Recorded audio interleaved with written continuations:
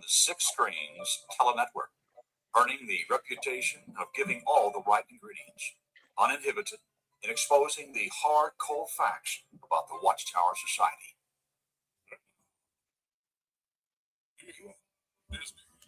Well, hello everyone, and welcome in to the Six Screens Telenetwork. Well, my name is Rick Farron. I'm up here at the control panel in Massachusetts, and we have a big program coming up tonight. If you missed the news this week in the Jehovah's Witness world, I don't know how you could have missed it. It's the biggest thing going since I've been doing this broadcast for 20 years. The buzz is on. More and more people are talking about the blood doctrinal change in the Watchtower that just happened yesterday, announced by a governing body member. Well, anyways, I'm glad you're in here with us. As I say, I'm coming to you from the apostate capital of the world. That's right up here in Boston, Massachusetts. And we can lay claim to that, folks. I can tell you that in 2025, we had a big ex-Jehovah's Witness convention. We had 350 people come up here to Boston, and we had such a great time. I want to thank all those people that came, including John Binney.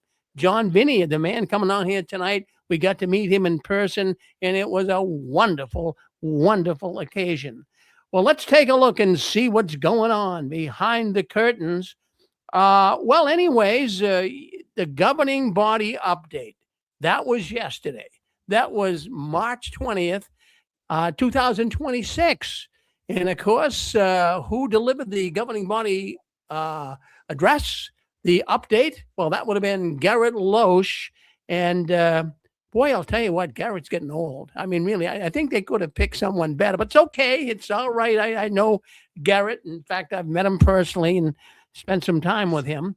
But I think they could have used another person to deliver that address, seriously, because it was so important that the Watchtower got this through properly. So let's just think about a few things. Well, what I'm going to try to do here tonight, friends, is, when you have a big news story, there's 5 things that people want to know. They want to know who, they want to know what, they want to know when, where, and why. I mean, that is what everyone wants to know tonight, right? So we're going to try to give you the who, the what, the when, the where, and the why right here tonight on the Six Screens. Telenetwork, give you all the information that we have. We could talk all night long, but we're not going to do that. But anyway, just to bring you up to speed, yesterday, on March 20th, 2026, Garrett Loesch announces that storing self-donated blood is now a personal decision. Do you understand that? Each Christian, according to Loesch, must decide for himself how it will be used in all medical or surgical care, including whether to allow it to be removed, stored, and later reinfused. So anyways, I'm going to play a part of the video. Let me just play a little part of the video here, and you'll get an idea what Loesch was talking about. We won't play a long version of it, but just to give you a little understanding of what Loesch was actually saying, let's share our screen here with Brother Loesch, and we'll see if we can't get some clarity out of what Loesch was saying. So let's go right here. Let's bring Loesch on right now. Let's open up the video here, and let's see what Loesch is saying. Let's open up that up. Okay. Hold on one second here. I think we do have it muted, which we do. Okay, go ahead. Commands concerning blood. Jehovah gave Noah and his descendants the timeless command, only flesh with its life, its blood, you must not eat. He likewise directed Christians to abstain from what is strangled and from blood. As Jehovah's Witnesses, we conscientiously obey this command today. It also affects the decisions we make about medical treatment involving blood. When making decisions about blood, we have also been guided over the years by what the Mosaic law stated at Leviticus 17, verse 13. If one of the Israelites or some foreigner who is residing in your midst is hunting and catches a wild animal or a bird that may be eaten, he must pour its blood out and cover it with dust. However, is that law binding on Christians? The simple answer is no. Well, stop right there for a second, Brother Loesch. Now, I mean, I was a witness for 50 years, and the scriptures we would always use to abstain from blood, of course, in Leviticus, the Old Testament, Leviticus 17 specifically, we were told that, no blood, abstain from blood, all blood. There's no getting around it. But now it appears that, Christians aren't to follow the commands in Leviticus. So, that's, to me, that rattled my cage a little bit. Go ahead, Brother Loesch, continue on. For one thing, Christians today are not under the Mosaic law. As the Apostle Paul said, as recorded at Colossians 2:13 and 14, God erased the handwritten document that consisted of decrees and was in opposition to us. He has taken it out of the way by nailing it to the torture stake. Therefore, Christians are not under the command that blood be poured out and covered with dust. Furthermore, the Bible does not comment on the use of a person's own blood. Well, there he goes. Now he's getting into the meat here. He's saying the Bible does not comment on the use of a person's own blood. But Brother Loesch, I mean, in all fairness, in being a witness for as long as I have, and many people listening into our program here tonight, it was always stated that, we couldn't use our own blood, even if we took it out, saved it somewhere in a blood bank, and then reused it, was transfused back into us. That was a no-no in the society. Now, Brother Loesch goes on to say that in 2002, they kind of left it up to a person's conscience. I'm sorry, in the year 2000, Loesch says they kind of left it up to a person's conscience. But then, I mean, there's been publications since then that have stated that no, you cannot, autologous is what they call it. Autologous blood is your own blood that they would put into a blood bank. And if you had an emergency, then you could take it. But, that was even on the blood card. That was something that was a no-no. You could not do that. As a matter of fact, I'm just going to put something up here. I want you to see this. That's enough for Brother Loesch right now. Let him go. We'll let him go. We'll get further into more of the information. I'm going to stop sharing that right now. But let's do this. Pretty soon we do. You see John on the screen there. We're going to be bringing him on with us very, very shortly. So you hang on, John. You'll be coming on. John is over in the United Kingdom. He was on the hospital liaison committee. He's going to have some thoughts on this as well. But I just want to put something up here to give you an idea what I'm talking about. Now, we all know that. So you see that on the screen right there? That is the card that all of us carried around, the death card. That is we used to call it the blood card, but then the Watchtower kind of suggested that, no, just don't call it the blood card, call it the no blood card. So, that is a specific medical card concerning the use of no blood. If you were Jehovah's Witness, you'd give that to the emergency people in the hospital, the doctors and whoever, and you did not want any blood at all.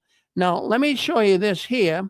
This is a portion of the blood card information, and it says right here that I refuse to the procedure of storing my own blood and later infused. So there it is. Now, the Jehovah's Witnesses, they still carry, right up till now, they still carry that no blood card. And on the instructions on that card, it says that they will not even use their own blood when it comes to a transfusion. So here we have Brother Loesch. I'm calling him Brother Loesch just for the vernacular terms here. So here is Brother Loesch saying that, it's up to your conscience. Well, how can it be up to your conscience when it's profoundly stated on that blood card that you cannot even take a transfusion of your own blood? Well, I wanted to bring that to your attention because I'll tell you what, this is getting a lot of buzz and people are really reacting to it. On Anne Marie's program earlier, Touched by the Tentacles of the Watchtower, we had so many people calling in. So some people are quite distraught. Seriously, and why not? I mean, many people have lost loved ones. They've had people die because of not taking a blood transfusion. So this, as I mentioned earlier, the term here that we want to be familiar with is autologous blood transfusion. Now, the Watchtower is now opening the door for that. Basically, they're saying it's up to your conscience, but they're giving you a green light. Autologous blood refers to an individual's own blood, which is collected and reinfused back in them rather than receiving blood from a separate donor. I think you all get that, okay? So the Watchtower's position now is you can take autologous blood, your own blood. So the Jehovah's Witness leadership, over strict interpretation, has had real consequences enforcing a practice that isn't required by the Bible and has cost many lives. And I know it's made the organization blood guilty. They are blood guilty. And they had this over strict interpretation, and it had so many consequences. Many, many people have died from refusing blood transfusions, even having their own blood infused in them. Now, do you know how many people have died? Do you have any idea at all how many people have died because of the dictates of the Watchtower? Well, the annual deaths, according to most independent estimates, suggest that between 900 and 1,250 Jehovah's Witnesses die annually worldwide due to the refusal of blood transfusions. So 900 to 1,250 witnesses die annually worldwide. That's a lot of people. That's a lot of people.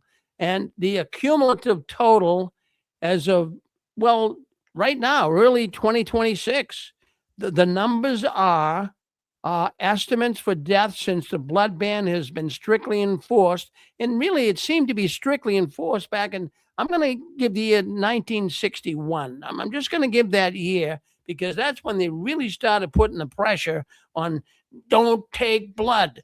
And I'm even to the point where people were dying. But to give you the amount of people since 1961 that have died, it ranges from 33,000. Now, it's a big jump. It's a quantum leap to up to 300,000 lives have been lost. Friends, if a 747 carrying 300 people crashed today, it would be all over the news for the next week, right? What happened? 300 people died. You know, now this has not been all over the news. 33,000 to 300,000 people have lost their lives because of following the policies of the Watchtower. I mean, all of a sudden I was seeing this being picked up by the media. I know this is a big story. We're not just reporting it here on 6 screens of the Watchtower. It's a big story. The news media in Britain, where John's from, he's probably read it, the BBC. They had a big news article all about how the Watchtowers changed their position on blood and now allowing for one's own blood to be transfused back into the person. And also AP News right here in America. It's all over the news concerning the change in the Watchtower. So the world is finding out about this. And we're going to go on to him and bring John on here. We're going to talk to him here shortly, and then we'll go more into some of the information I want to share with you tonight. And if John's on with us, he can also give some comments on it as well. But let's go in now. I want to bring John Vinny. on. He, of course, is coming in from the United Kingdom. Well, let's bring John on right now. and see if we can't get him to give us some thoughts. Hello, John Vinny. Oh, hello, Rick. It's nice to see you again. We were together in August at that momentous event. Still alive in 25. I think I'm only just coming down from the high of that. But Well, it's great to be here again to see you. well, thank you. No, in fact, I'll tell you what. In fact, even if you get on Chat GPT or you get on one of these AI, questionnaire type things, searches, you will find that was the largest gathering of Jehovah's Witnesses, ex-Jehovah's Witnesses, I should say, largest gathering of ex-Jehovah's Witnesses ever in the history of the ex-Jehovah's Witness movement, John. I'm so glad you came up here. Thank you. Yeah.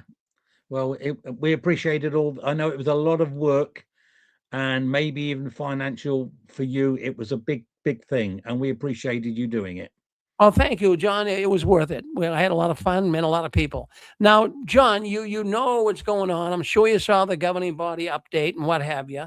Now, just tell the folks listening in here tonight how you kind of became very familiar with blood, what you can do, what you can't do. Tell us about what you served or helped the Watchtower with. Go ahead, John. Okay, well, I was baptized in 1967 at the age of 15, brought up as a Jehovah's Witness. My mum and dad were very fervent. They moved to where the need was greater, and we lived in we call them a caravan. You call them mobile homes, but I can assure you this was no luxury mobile home. It was just a small caravan that myself and my two sisters were brought up in. And it was we were quite a poor family, but my mum and dad were very, very faithful Jehovah's Witnesses. And I mention that because I don't think they would do it today, but for their faith to get to the big assemblies in London, my mum sold her wedding ring and her engagement ring just to get the money for gas to travel down. So that was an era where people really, really were what we called in the truth, and they really firmly believed it. And so I was brought up in that atmosphere, so I fervently and really believed it. And I moved to Wales when I was 17, and that's where I am now in the UK, but it's Wales.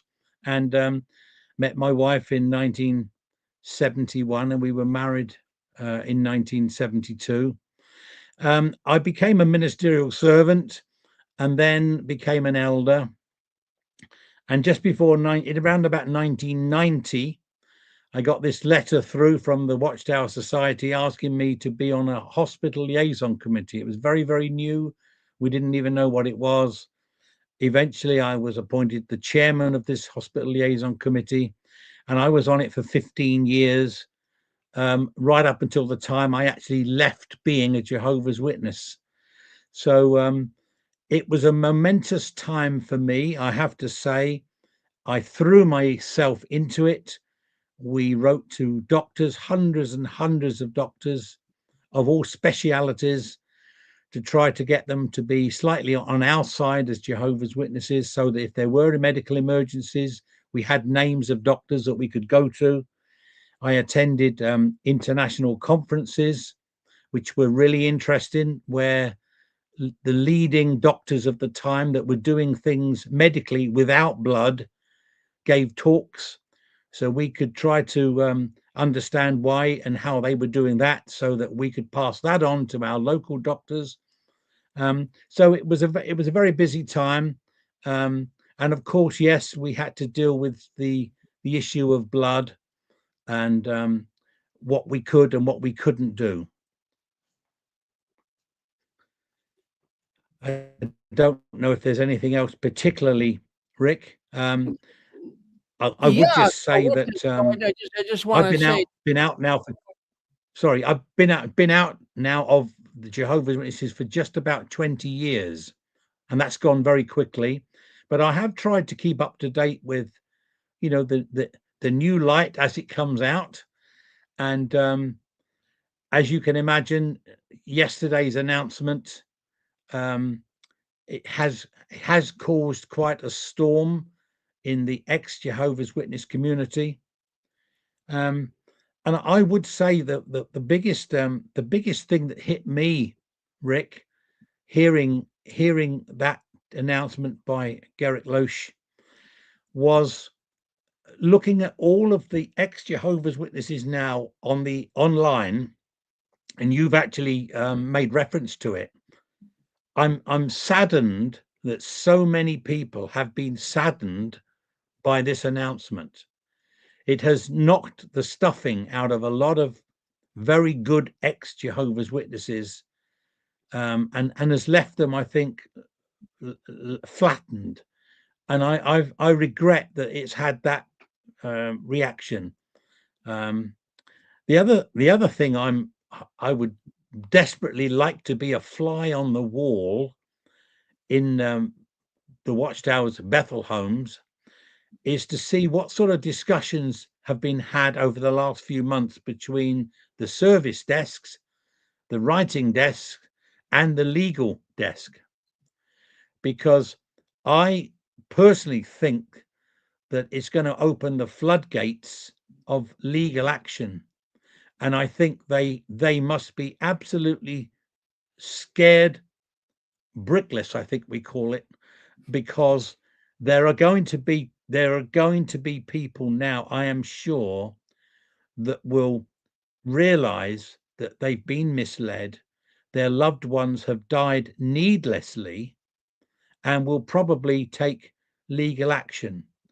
And I think actually, you know how the pedophilia, the child abuse, how that's been growing, and the interest in it has been growing, and the amount of court cases against Watchtower has been growing with the large amounts of money they've been settling out of court. We have specialist lawyers now that have specialized all over the world in taking Watchtower to court, and that they've got to know the Watchtower beliefs about not reporting pedophilia. And I think there's now going to be probably lawyers that will see this and will become specialists in taking Watchtower to court over loss of life and damage done to families, with people fully believing and being told that God wants you to do this. And now the Watchtower are telling them, oh, actually, God didn't really want you to do this. So I expect there to be quite a lot of legal action. Well, John, that's that I haven't thought of that, but I mean, I knew there would be some suits, but what you just mentioned there kind of rattled my cage a little bit, so to speak. Like the pedophilia took off like a rocket, and then there's actually law firms that are specializing in helping Jehovah's Witnesses come to the table with their abuse and looking to sue the Watchtower. So the same thing could happen here, John. Now, the Hospital Liaison Commission is still in force as we speak around the world with Jehovah's Witnesses. Are they all going to have to come in for a special meeting and be retrained, or what? Well, I think they're going to have to know what now to say to doctors. I don't think just that governing body announcement is going to satisfy the hospital liaison committees, because they have to give advice to brothers and sisters that ring them. The hospital liaison committees have to give advice to elders that contact them when they have medical situations in their congregations. So the hospital liaison committee members have got to be very, very clued in as to what the latest medical beliefs are. Over the years, that's what we had to do. As you know, I think in the 1940s, when blood transfusions were first discussed, all blood was a no-go area. Then we were told things like having heart transplants and stuff like that. You couldn't do that.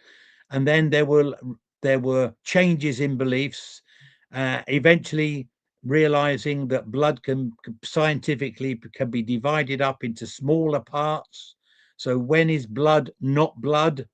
That those discussions happened, so that when you had red cells and white cells and platelets and plasma, the Watchtower Society decided, well, those are the four major components.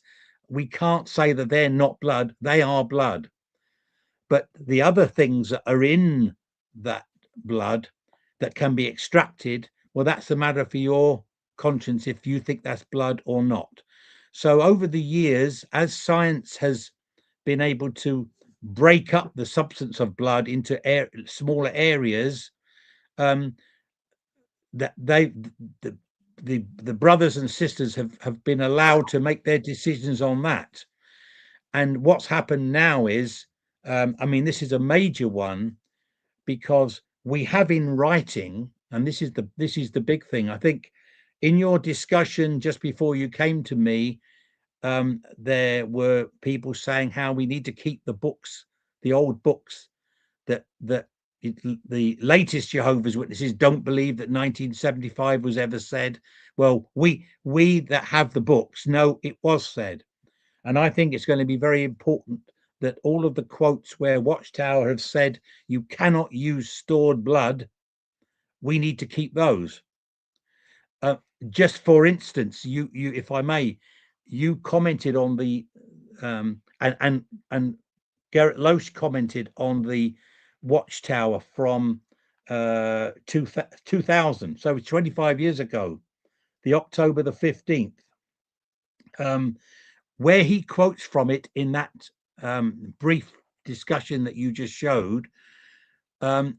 If he had only read out other paragraphs in it, that would have been very clear.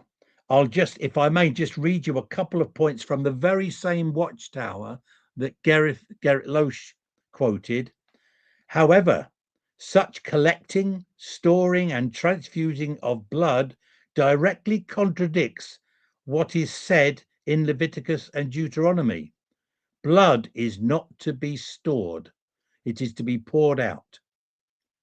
And then another paragraph, hence, we do not donate blood, nor do we store for transfusion our blood that should be poured out. That practice conflicts with God's law.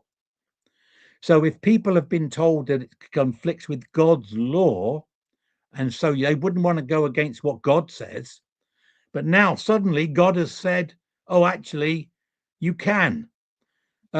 So we need to keep these quotes. We need to keep this literature. We need to keep the blood cards. And I have no doubt that that will be quoted in court cases where people were told that if they were to break God's law, of course, we know that's just the Watchtower Society's law. If they were to break that, you could be disfellowshipped. You could be put out of the organization. So I think they're very powerful legal arguments.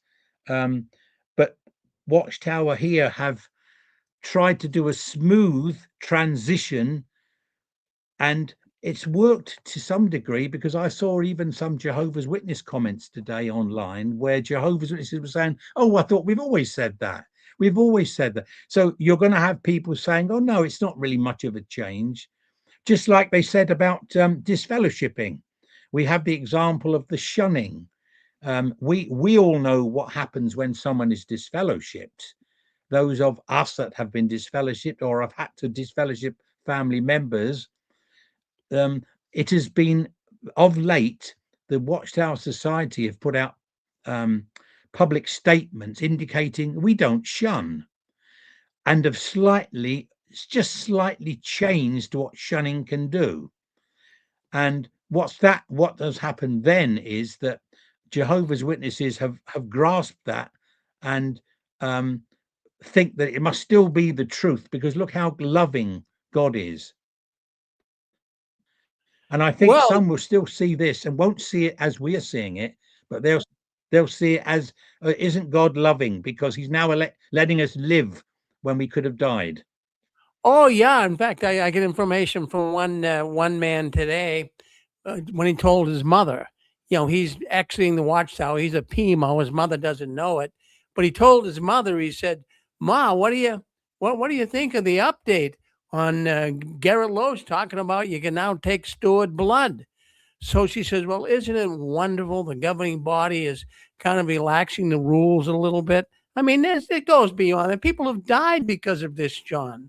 Now, I'm thinking, as you know, in the last couple of years, there's been so many changes. Of course, it started with beards. Then, of course, women could wear slacks. And then, of course, we learned about this fellowshipping, now calling it removed. We learned you can now go to higher education. You can also you can also toast. But I was thinking blood would have been the last thing I would have touched with a 10-foot pole if I was the Watchtower. So, what's your take on why they're coming out with this now, John? I think that they are realizing that probably this was the right time after all of those other changes. This is a big one. And I still stick to what I said earlier, that I actually think it's going to be a rod for their back. And now they can say in court from now on, oh no, we told people they can do what they like with their own blood. And that's been the problem. The press releases that from Watchtower with all of these other edicts that they say we have to follow.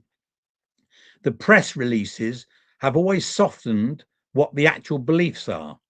And I think now they've done this so that it can be said, as reported in the BBC and you've said in programs in America and worldwide, people will be saying now, oh, well, no, that's good. Now Jehovah's Witnesses can decide for themselves. It's not us as an organization.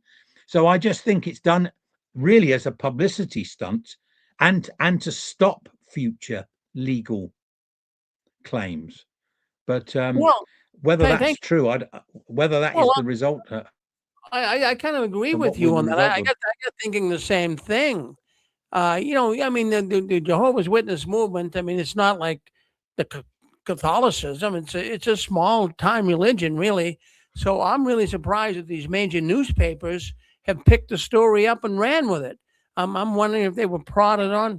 Hold on one second. I'm wondering if the Watchtower was actually prodding them on to print the story so that these countries that are now investigating them and having them under the microscope will kind of lessen their investigation and say, well, no, well, the Jehovah's Witnesses are changing. There's got to be a big reason there, John. Yeah.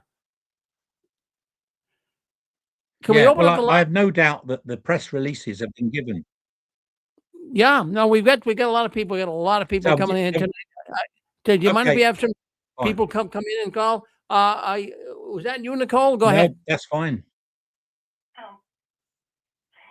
I want to say that there will be an uprising AIDS death. The blood transfusion is often connected to the AIDS pandemic. If you make a memorial quilt panel for each JW who died refusing blood transfusion, compare that to the numbers of those that died of AIDS due to a blood transfusion. Well, there you go. Who's this calling in, by the way? Who's this? The guy from South Florida.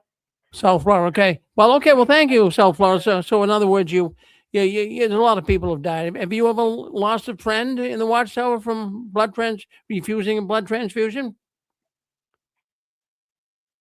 Not to my knowledge, thank goodness. Well, thank. I'm into the history of the AIDS thing. Yeah. Well, we won't get into that tonight because that's another issue. But thank you for calling in, caller. Thank you.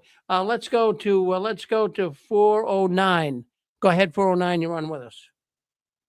Hi, Rick. This is Donald here from Texas. Yes, Donald. I want you guys to all look at this because this is going to be very, very interesting. Jesus actually said that if you don't eat my flesh, now here it comes, or drink my blood. Now we know you don't literally drink God's blood. That's not what it was. But he's using that. Well, he says, if you don't eat my flesh and drink my blood, you have no life.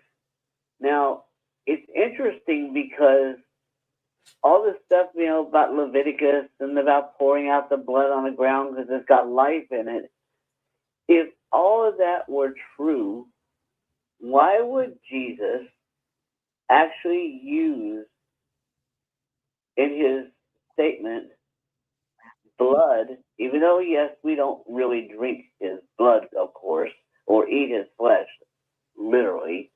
But it's interesting that he used the word blood in that, because he said, if you don't do this, you have no life in you. And yet all these years, Watchtower has refused medical blood transfusions, saying it's against God's rules, against God's law. But yet here's Jesus himself saying, drink my blood. Now, like I said, it's not literally his blood, but it's interesting that he uses that because blood is life. And when Jesus died on the cross, he gave his life for us. And if we take communion, in a way, we're spiritually, not physically, but spiritually, taking a blood transfusion because of what he said. Drink my blood, eat my flesh, and you will be raised on the last day. All right. Well, no, we got it. No, I see what you're trying to say there, Donald. In other words, if there was a strict prohibition, as Watchtower has led people to believe biblically, to abstain from blood. I mean, they go way above the line of duty. Then Jesus never would have made reference to that. He wouldn't have said that because he knows it would have had consequences making a statement like that. Well, thank you, Donald. That's a different twist on it. Thank you. Appreciate it. And I noticed with Loach, and you played the clip, and I've listened to it 3 times today. He said the magic words. He said, "We are not under the Mosaic law." Well, Pixie, when you were one of Jehovah's Witnesses, we knew that scripture in Leviticus had some clout. I can remember even using it in Bible studies.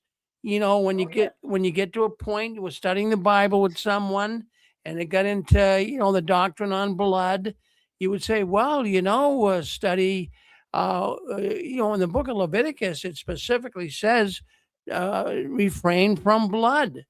And I mean, we would use that over and over and over again. Now he's saying that, and he took a quantum leap there when he talked about, we're not under the Mosaic law. Well, I do that anyways, being a Christian today, but I'm glad to see the Watchtower changing. Yes. And my dad was against the blood policy from the start, from the 40s on. And he would always say, we're not under the Mosaic law. And we know that Peter had, a new food plan that included bacon. And so if we're not under the Mosaic law, then we can choose life and we can have that blood transfusion and we can have more years. And when I was doing journalism full time, I called a rabbi in New York and I said, do conservative rabbis in New York have a prohibition against blood transfusions in medicine? And he says, no, ma'am. So this has been a very interesting day. Well, thank you for chiming in, Pixie. Let's move on here. We've got a lot of people coming in.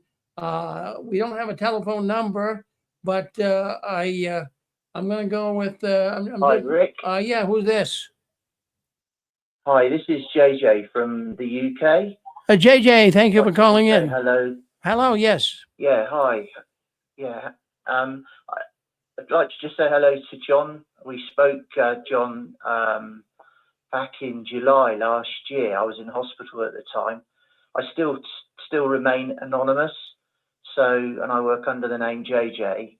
But I just wanted to mention, John, whether you would agree with me, the language that was used by the governing body here, I think is very significant. If you notice, he says that you can have your blood stored and then given back to you. And I'm thinking to myself, well, how is this given back to you? Is it given back to you in a beaker or a bottle or in some other container? Really, he's refusing to use the medical terms that are necessary in order for someone to have their blood given back to them. And what he's basically saying is you would have to have a blood transfusion in order to have your blood returned to you, even if you were to store it for some time. The other thing I think is not really clear, this idea that you can just store blood. You could all go, right, oh, brilliant, I'll go and store 50 litres of my blood, and just in case something happens in the future. Blood can only be stored for a very short period of time, some 42 days, as I understand it. So, it would only be for selected procedures. Maybe you might be able to, in advance, store your blood for something. But something also occurred to me while I was thinking about this. I never had really thought it through. John, when someone says you can have fractions, this is obviously comes from donated blood. But if a witness was to go and say, well, I've gone down to the local medical centre and I've donated some of my blood, that would be a judicial matter. So how can you have fractions or parts of blood that are donated blood, because that would be going against the policy of donating blood in the first place? So the whole thing is a complete mess, and it's contradictory. And I think Loesch is being disingenuous by the way he's talking to the Brotherhood when he doesn't clearly state the language in a way that reflects what's actually happening here. And that is, someone is storing their blood and having it donated back to them or infused back to them, because that's the only way they can accept it. What do you think, John? That's right, JJ. And first of all, it's nice to hear you and to hear you again. Yeah, you're right. You brought up those interesting things. I mean, that's always been an anomaly, that when Jehovah's Witnesses have gone into hospitals and needed maybe factor 8 or something like that for hemophiliacs, that factor 8 has come from someone else's blood who donated it. But that was a matter of conscience. If you had someone else's parts of someone else's blood, that was always a conscience matter. And I now raise the question. Now Gerrit Loesch has said what you do with your blood is now your conscience. Does that mean to say that you can donate it? If that's what you decide to do with your blood, I'm wondering whether that needs to be thrashed out first of all. What would the theocratic position be on you now donating your blood if you want to give it to the blood bank? And you could say, oh no, I'm giving it to the blood bank, but I know that all they're going to do, and this is true, all they're going to do is to split it up into the 4 major components and all of those other smaller components, which we can have as a matter of conscience anyway. So yeah, it's to use your expression, it is a little bit of a mess. So it would just be interesting to see what I think as time goes on, we'll find out really what the latest decisions are about some of those other things. Yeah. Obviously, the blood's a big one. But when you actually look at all of these recent changes that have come through, whether it be the beards or sisters being allowed to wear slacks, the hours, all of these things, always comes back to this one phrase that it's all to do with your personal conscience, what you feel you can and cannot do. And this is where they've taken the blood issue. It's now slowly but surely going down this road that actually it's going to be down to you to make your own decisions about these things. We're going to give you some guidance, but it's going to be always down to you. And I think then it's going to be very difficult for elders to be stepping in saying, we don't agree with what you've done here, and we want to see you in the back room over it. You know, this is all history as far as I'm concerned. I think over the blood history, they've opened the floodgates now because it's all open and up for interpretation. That's right. And to go back to your point, JJ, Garrett Loesch did not use the word transfusion, and you can imagine the lawyers saying, "Look, when you give this this little transcript, Garrett, whatever you do, don't use the word transfusion." But that's exactly what would have to happen for you to have your blood back.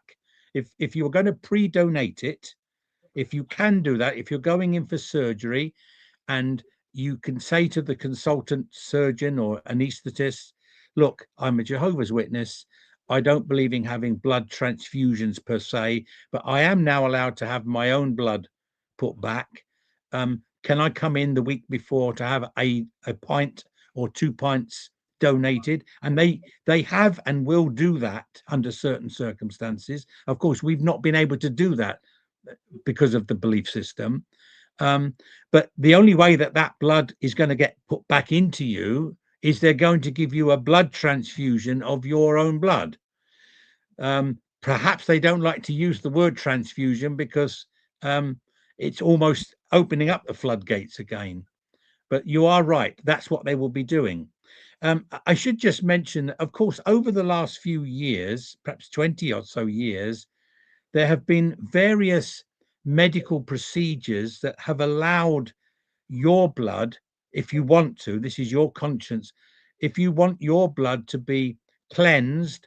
For instance, if you were having an operation and you bled, the cell saver machine, which was like a vacuum cleaner, would suck your blood up, take it round a machine, would clean it, reoxygenate it, and put it back into you. That's always been a matter of conscience, but that was an option. They have a hemodilution technique, which is where you could, just prior to being operated on, they would drain some of your blood out into bags outside your body, but still connected to you. And so they increase the volume of blood that you have in your whole body. So instead of 8, you might have 10 pints of blood, but some of it is diluted. And then when you bleed in an operation, you're bleeding diluted blood, but you've still got most of your blood left, and they can just put all that back. So there's been quite a lot of techniques that have always been a little bit, iffy. Is that okay to have? And Watchtower have said, yes, it's up to your conscience. So really, although this is a big step, they have always looked at ways in which they could say, well, that's up to you. And to be honest, elders can't touch you for it. So you might have an elder that says, I wouldn't have a cell saver machine. I wouldn't want blood re-sucked up and put back into me. But they couldn't go to a brother or a sister in the congregation and say, I've heard you've used the cell saver. They can't do that. And neither now will they be able to go to anyone in the congregation that wants to have their blood stored. Yeah, but isn't it true that those blood saver machines,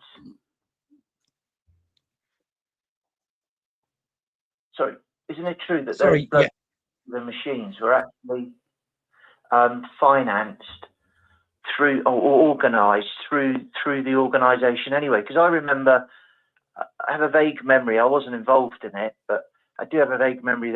We as a circuit bought 2 and had them donated to our local hospitals. That's right. Yeah. Everybody. I can tell you how that started, if Rick doesn't mind. I remember giving a lecture to a large group of doctors in Newport in South Wales, and this is how it all started. We gave a lecture to a group of doctors. We invited a circuit overseer to come and be in the audience. And we talked about these cell saver machines being a matter of conscience, and that it might be that could save a life of a Jehovah's Witness. And during the question time afterwards, an anaesthetist said, it's all right you saying about using these machines. We don't have these machines in this country. Why don't you people buy one and give it to us? and that came from the floor. So when we met for coffee afterwards with the circuit overseer, we said, well, he's got a point there. Would we be allowed to sort of tell the local congregations that our local hospital would like one? Would you donate the money? And I can tell you from there, we set the Cell Saver Committee up, and it went from our little area in South Wales right through the country. And we had meetings with the makers of these machines. So I've got very, very good memories of how the Cell Saver came into being, because we started it in South Wales, and in some ways I'm very proud of that. And we donated machines to loads of hospitals. So it wasn't the Watchtower per se that did it. It was Jehovah's Witnesses, and the Watchtower actually didn't get involved in it. But it was one of those schemes that we thought was a good idea to do. Could you say the Watchtower? Hold on 1 second. We got a lot of callers coming here at once. JJ, thank you for hold on, Pixie. Thank you, JJ. Hey, Pixie, hold on. You're gonna have to hold on now. You already commented once. We'll let you comment again. But we get a lot of other people trying to come in here as well. So let's check this out right now. People are coming in. Let's go to 813. 813, you're on with us. Go ahead. 813, you want to speak up? Go ahead. You're on with us. This is Scott. Yes, Scott. Yeah, my father went through that back in the 70s. He had kidney surgery. They made a big deal of the fact that he didn't take blood. They posted in the newspaper. And then later, towards his death in the early 80s, they were giving him albumin, which I know is one of the components that they started to approve. And I know my mother and father didn't have any, issue with that. And personally, in the last several years, I had to face a blood transfusion because of low hemoglobin, because of a bleeding ulcer. I was down in the 4s, which is dangerously low. And that was the only way to quickly bring your hemoglobin back up, was a blood transfusion. I didn't hesitate to take it because I felt it was medically necessary. But one of the things that I heard after this announcement that I just found very compelling is the idea that when Noah was instructed to spill out the blood for what it represented, it was because of the death of an animal, so that they may live. And it's the representation of what blood is. But in this case, when people donate blood, no one's died. When you donated your own blood, or somebody else donates blood, you're using blood that was given freely, and nobody actually died. And I just found that to be a very compelling argument, that's all. But I was very much shocked by this announcement, and it kind of hit me hard because of knowing what happened with my father in the past and myself. Well, thank you. Thank you. Let's move on. We got another caller coming in from, I forget where it would be, but let's go to 651. 651, you're on with us. Go ahead. Yeah, Rick, thanks for taking my call. Can you hear me okay? Oh, yes. Yep. Okay. I just have a small comment. I would like to direct it to John on his opinion. He made a statement, which I agree, that this change is also for protecting the Watchtower for any future lawsuits. But here's my question. Do you think that maybe they also did this blood change to try to keep the brothers and sisters from leaving the congregation? I think you're right there. I think the flow of people leaving, particularly younger people, if the figures are what we're told we can believe, and I think we can see it with our own eyes, the amount of kingdom halls that are closing down and being sold, and congregations amalgamating. Right where I am in South Wales, there are less Jehovah's Witnesses and less congregations than I was part of 20 years ago. So I think you're right that that is part of the reason that any difficulty that they can remove is going to be helpful to them. So the beards, the slacks, and the other, the other decisions that they've made. I'm sure that part of it is to keep people in the organization. So I think you're right there.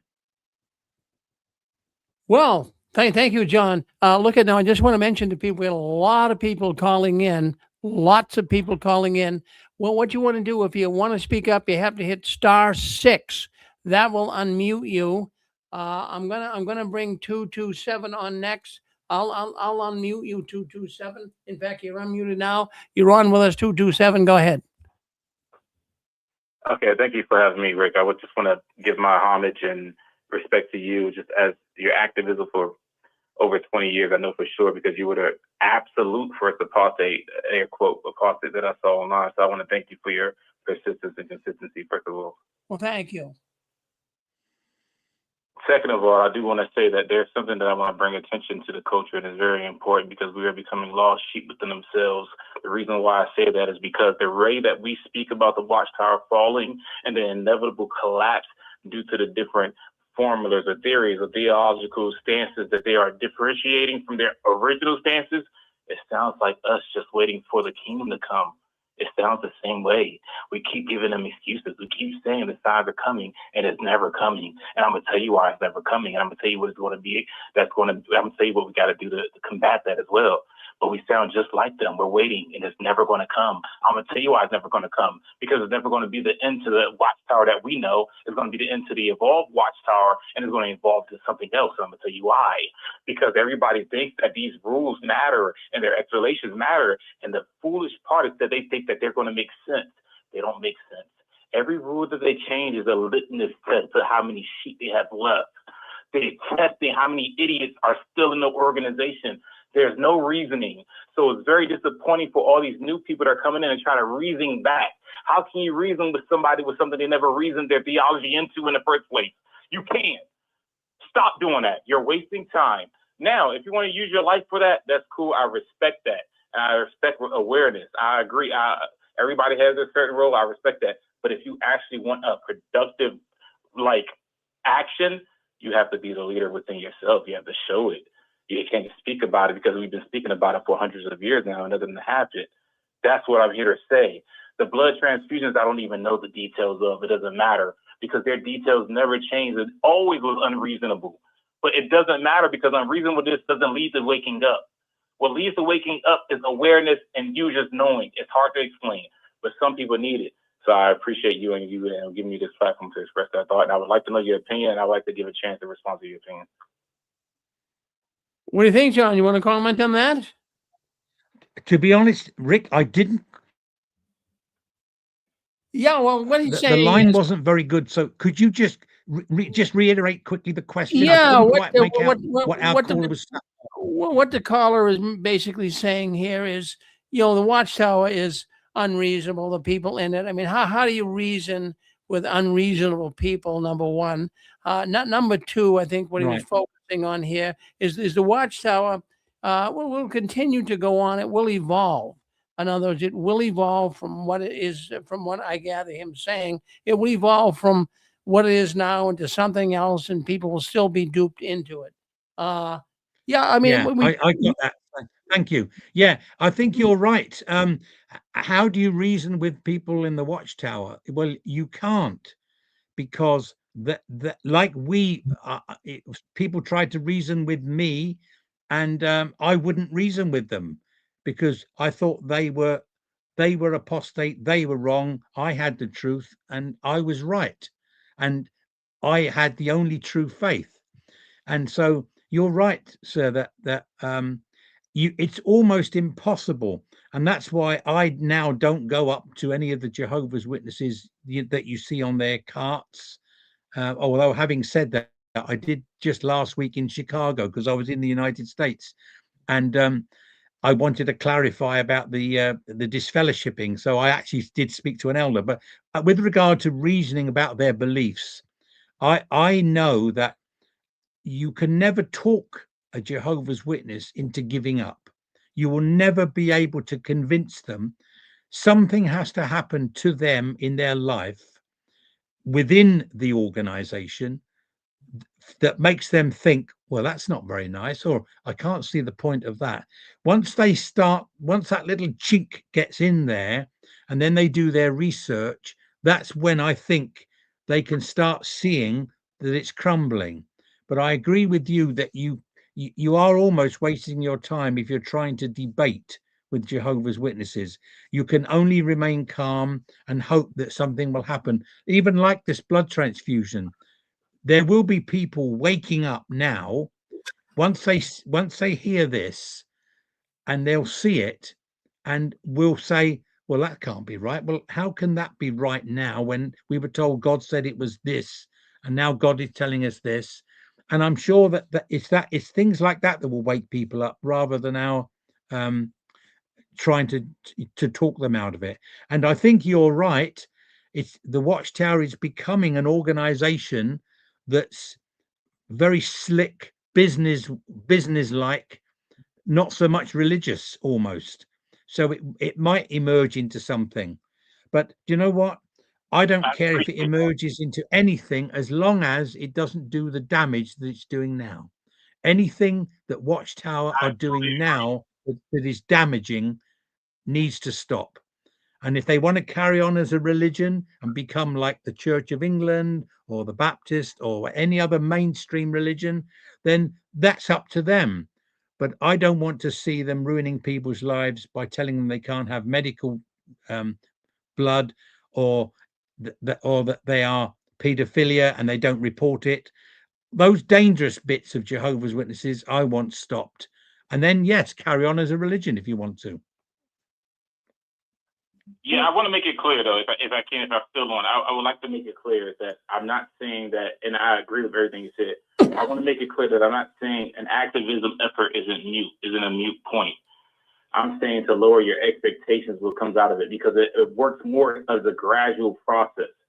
So when your attack is more covert than overt, then it has more lasting effects, because you cannot convince somebody something they didn't reason themselves into. And most of these people didn't reason themselves into Jehovah's Witness. They were indoctrinated. So how are you going to convince somebody into something that they didn't even reason themselves into? It makes no sense. So I'm not saying there's a mute point in activism. I love activism. I'm a victim of the activism being a tipping point for me. I want to make that clear, a tipping point. There's Jenga blocks where you take them out separately and slowly, and then they collapse, and all of a sudden one day you wake up. That was me. And I want to thank the support system of the activism crowd and everybody that was there to support me. But I want to say, when you try to play their game, you're already losing. Not you specifically, John, not you specifically, Rick, just in general. When you play their game of reasoning, you're reasoning within the boundaries. There's no way to win because they could twist the boundaries any way they want. And when you can twist the boundaries, right there. There's no winning. Yeah, you are right there. Yeah. You can't reason with them.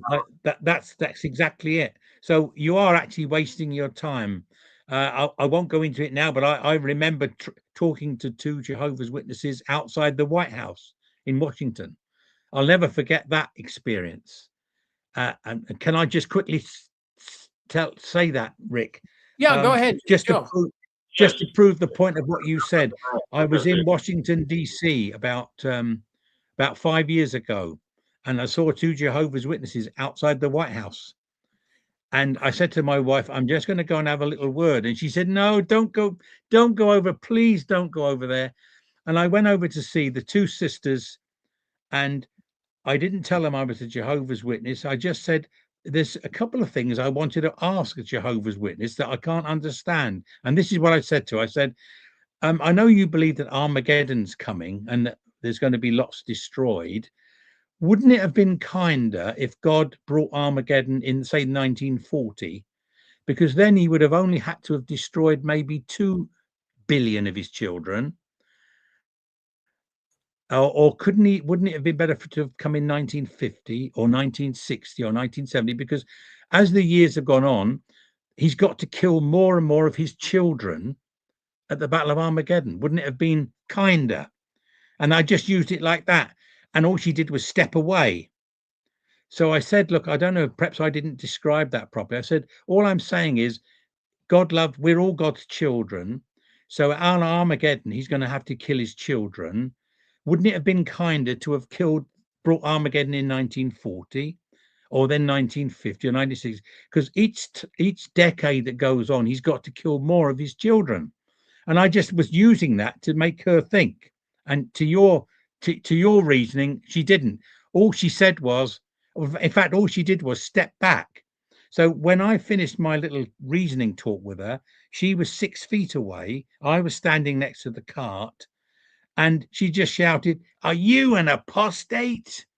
So she couldn't reason. I thought I was using some sort of quite good reasoning power to make her think. So I just hope that proves your point, that you really very rarely can get through to Jehovah's Witnesses trying to reason with them. Well, John, good. Well, yeah, Oh, go ahead. Go. And I'll leave. Rick, I promise to give me 20 seconds. I'll show. I thank you in advance, Rick. Thank you. Please. I agree with what you're saying, John. And but I want to say that it's worth the effort in the long term with expectations for the long term. You know what I mean? So that's where I'm at right now with it, because I've been doing this for a while now, not nowhere near as long as Rick, of course. I'm doing it for 5 years now, and I've just seen the pattern going on to the point where I'm trying to find the most efficient way. Now, ultimately, there's going to be a stretch. I'll leave off with this. I think that ultimately the organization as a whole is a witness protection program for pedophiles, but that's another story. Now, once you have those powers protecting you, it's very hard. I'll leave off with that. But I do want to say those who have lost loved ones, I cannot personally say that I experienced that. I will never think like I experienced that. For the healing of that, I have no clue what it feels like. So I'm sorry if this message seems to be a lack of tact. I really apologize, and I feel for you, because I have never experienced that, and I fear for that day. But for those, I wish that you will find your peace through other theologies and truths that are something that you don't have to be artificial about, so at least you can be yourself while you're mourning and appreciating your loved one. Well, very good. Thank you. Thank you very much for calling in and voicing your thoughts and giving us your opinion. Appreciate it. Listen, we got to go. We got a lot of people calling in here tonight. How about Anonymous? We got Anonymous on with us. Anonymous, you're unmuted. Go ahead. What do you have to say? It's Grace. I wanted to say that the older ones are dying off, and the younger ones, they have internet, and they are used to research things, and they don't just have one source. They have many sources, at least 3 sources, and they are just on internet all the time, the younger people. And they want to go abroad, and they want a new cell phone all the time. They don't want to give all their money to Jehovah's Witness. They don't want to get baptized and free labor. They want to get paid for their work. So that's many reasons why the Watchtower is hemorrhaging, is because of the younger generation, and that internet is the great equalizer. And since the jw.org, it's not really a religion, it's a business. And there will be a day somewhere in the near future where they will have more money going out than coming in. And that day, they will have to shut the religion down. That's how simple it is. It's just a business. So thank you. Well, thank you, Grace. Of course, Grace comes in from Sweden. We thank you very much, Grace, for spending some time with us in the 6 screens. John, yeah, so I got some information today. A man got a hold of me. A man actually gave me some thoughts to really bring up here tonight. He was 9 years old, and his father went into the hospital and needed a transfusion, and he wouldn't take it because he was a loyal Jehovah's Witness, and he died. Now, this young man never got the real reason why he died. His mother was a loyal witness, and when his father died, now bear in mind, him and his brother, they were young, and the uncle came to the house, who was Jehovah's Witness as well, and told them that his dad died in the hospital, but never told him it was for refusing a blood transfusion. He never knew it. And then he grew older, and I guess he's in his 30s today. He found out the real reason. His grandmother, who was gotten out of the Jehovah's Witness, said his father died for refusing a transfusion. How many people, even in the Watchtower, I'm thinking, John, it was covered up. Just, well, he died. They didn't really get into the reason why. I mean, have you heard stories like that before where the witnesses would cover up why a person died when it was really a lack of taking a blood transfusion? I'm sure you must have heard something like that, right? I know that I certainly know people that have died for refusing blood. The problem with that is that the Jehovah's Witnesses seem to have thought that that's a very proud thing, and they actually, almost opposite to what you were saying, the Jehovah's Witnesses would almost make them a martyr by saying, "Isn't it wonderful that brother Smith respected God's law and died?" So I don't know of anyone that that hid it deliberately. Well, I'm sure there are Jehovah's Witnesses that took blood and hid it because they didn't want their brothers to know that they had a blood transfusion. I'm sure of that. But I don't know so much that once people knew that someone had died and refused blood, I found the other to be true, that they wanted to use that as an example to preach and say, what a wonderful example Brother Smith has been to us. And, let's hope our faith is as strong as Brother Smith's. Well, you're absolutely right with that because you got me thinking. Of course, it was back in 1983.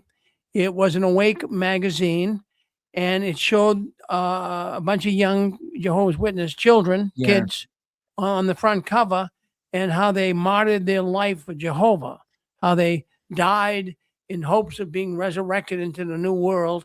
And the Watchtower had the audacity to actually, print this in a publication. It's really a defaming article concerning, letting young people die and then making them martyrs for the Watchtower. So, yeah, you're right with that. There's a certain privilege, maybe that's not the right word, but a certain trophy, I suppose, that goes along with dying. Kudos. Yeah. Yeah. So another question too, JJ called in from England, and he brought up the storing blood. Now, I guess they do that in England quite a bit. I imagine they do it here in America too. But I'm just thinking of the legal ramifications. Now, if you're a Jehovah's Witness and you heard Garrett Loesch yesterday, so you say, okay, I feel better, honey, you're pregnant, you're gonna have a baby here soon. Let's go to the local hospital and tell them that you want to have your blood stored. Now you go to, the local hospital and you talk to the administration and they say, well, we really don't get into that. I mean, I could see legal issues here. I really, really could. Will a hospital? My one brief little point. Yeah. Diane Wilson wrote a book about the pregnant women and the RH factor babies within the witnesses, and how many pregnant women died and how many RH factor babies were not saved. They couldn't store their own blood. So one fight might help some pregnant women, but you have a large number that need a whole lot of blood, and a whole lot of RH factor babies die. And Diane Wilson notes this in her paperback. Yeah. So the point. Go ahead, John. Yeah. Well, just yes. The when a woman has a baby and then has a very severe bleed afterwards, it can be a tremendous blood loss. So you're right. Whether you could store enough blood to cope with that. The other thing I was thinking about, of course, is it's not the answer to all of the Jehovah's Witness problems, is it? Because you don't know where you're going to be when you have your accident. It's okay if you are going to go in for elected surgery and everything goes smoothly and they have 2 pints of your blood that they've stored. But if you're in a car accident on the other side of the country, or you're having a baby in another part of when you're on vacation, it's not going to be the answer to all of the problems, just the fact that you can store your blood, because you've got to hope that if you did need that blood, that you're where the blood is. If you're not where the blood is, then you're stuck. Well, John, that's what I'm thinking logistically. I mean, logistically, there's monumental issues with this idea of storing your blood. Like you say, maybe for elective surgery, but even then, I mean, you just can't go into, Massachusetts General Hospital. Let's use them for example, and say, I'm going to have surgery next week. Could you please store my blood? Well, first of all, they're going to want to make sure you have the right insurance. I don't see where hospitals is going to, accommodate your needs without a cost. I mean, hospitals have to make money. So that they're gonna say to you, well, will your insurance cover this? I'm not even sure if insurance would cover it. So now you might have to land up, putting a sizable amount of money down for them to store your blood. And then if I was the administrator at the hospital, I'd be saying, this could get complicated here. Well, what if all of a sudden we gave them the wrong blood, the bag was mixed up or whatever? Geez, we could have a lawsuit on our hands. So I'm thinking a lot of hospitals, John, wouldn't touch this with a 10-foot pole. Am I correct in thinking that way? Probably, because you have a different healthcare system over in the United States than we have here. We have a national health service. They're still as prone to mistakes, of course. So if someone went in and you stored 2 pints of your blood, you are still going to hope that you're going to get your 2 pints of your blood back. Whether in the United States doctors have agreed, I know they have agreed here, because you are a Jehovah's Witness and you're a special case, they do normally go the extra mile to guarantee that you're not going to die on the operating table, normally. So when you go in early for your operation, they can either ensure that they have a cell saver machine on hand, so that if you were bleeding, they can reuse your blood, or it is possible for them to store your blood. Of course, that it hasn't been possible. So any offer of doing that up until yesterday would have had to have been refused. So I think more information would be needed, Rick, in the United States as to how that could practically be done when you have a good Jehovah's Witness going in and asking a hospital, can you store my blood, please? I don't know whether they would be charged for that extra service, or whether the insurance would pay for that or not. Well, the other thought, I mean, a lot of things start coming to mind here. So, in more affluent countries like, America and UK and of course all through Europe for the most part. So these affluent countries, they're more than likely willing to work something out where they have to make a charge or they'll charge you for storing it or whatever. But I'm thinking about, what about the poor Jehovah's Witnesses in Africa, in parts of the world where, India, for example, that, they're not really, affluent countries.